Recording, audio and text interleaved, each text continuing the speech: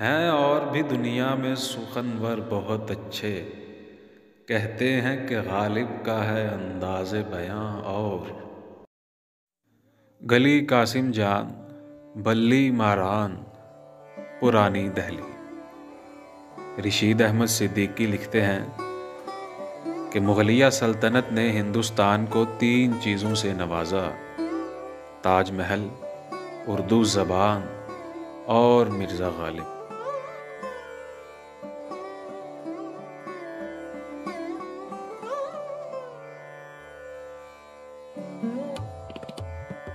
مرزا غالب کالا محل آگرہ میں مغلوں کے ایک خاندان میں پیدا ہوئے جو سلجوق بادشاہوں کے زوال کے بعد سمرقند منتقل ہو گیا۔ مرزا غالب کے والد مرزا عبداللہ بیگ اور والدہ عزت النساء بیگم جو کہ نسلاً ایک کشمیری تھیں۔ مرزا غالب کے والد پہلے لکھنؤ اور پھر حیدرآباد دکن میں ملازمت کرتے رہے۔ 1803 میں والد کے اس دنیا سے چلے جانے کی وجہ سے مرزا غالب کی کفالت کا ذمہ ان کے چچا مرزا نصر اللہ بیگ نے اٹھایا، لیکن بدقسمتی کے ساتھ 1806 میں وہ بھی اس جہان فانی سے کوچ کر گئے۔ 1810 میں مرزا غالب نے 13 سال کی عمر میں نواب الہی بخش کی بیٹی امراؤ بیگم سے شادی کی اور پھر شادی کے بعد دہلی میں آباد ہو گئے۔ اپنے ایک خط میں انہوں نے اپنی شادی کو ابتدائی قید کے بعد دوسری قید قرار دیا جو خود زندگی ہی تھی۔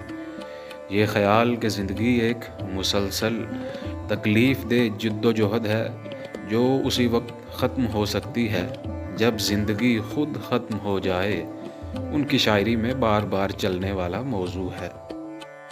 غالب کی اولین خصوصیت طرفگی ادا اور جدت اسلوب بیان ہے، لیکن طرفگی سے اپنے خیالات، جذبات یا مواد کو وہی خوشنمائی اور طرح طرح کی موضوع صورت میں پیش کر سکتا ہے جو اپنے مواد کی ماہیت سے تمام تر آگاہی اور واقفیت رکھتا ہو۔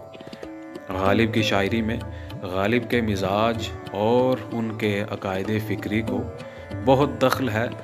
طبیعتاً وہ آزاد مشرب، مزاج پسند اور ہر حال میں خوش رہنے والے رند منش تھے، لیکن نگاہ صوفیوں کی سی رکھتے تھے۔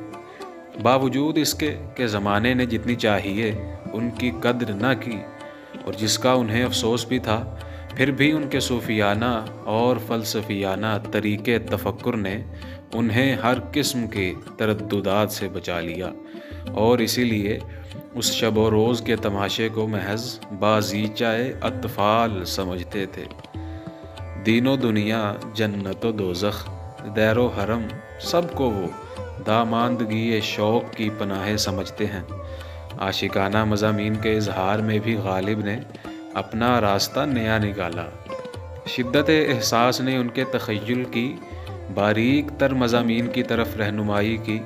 گہرے واردات قلبیہ کا یہ پرلطف نفسیاتی تجزیہ اردو شاعری میں اس وقت تک کسی نے نہیں برتا، اس لیے لطیف احساسات رکھنے والے دل اور دماغوں کو اس میں ایک طرفہ لذت نظر آئی۔ غرض کہ ایسا بلند فکر، گہرائی رکھنے والا، وسیع مشرب، جامع اور بلیغ رومانوی شاعر ہندوستان کی شاید ہی کسی زبان کو نصیب ہوا ہو۔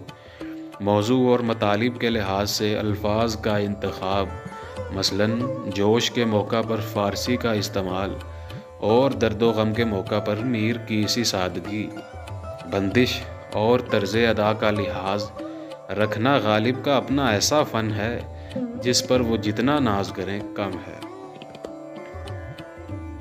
اسی ایک شعر کے ساتھ اجازت چاہوں گا کہ پیٹھ محراب کی قبلے کی طرف رہتی ہے، محو نسبت ہے، تکلف ہمیں منظور نہیں۔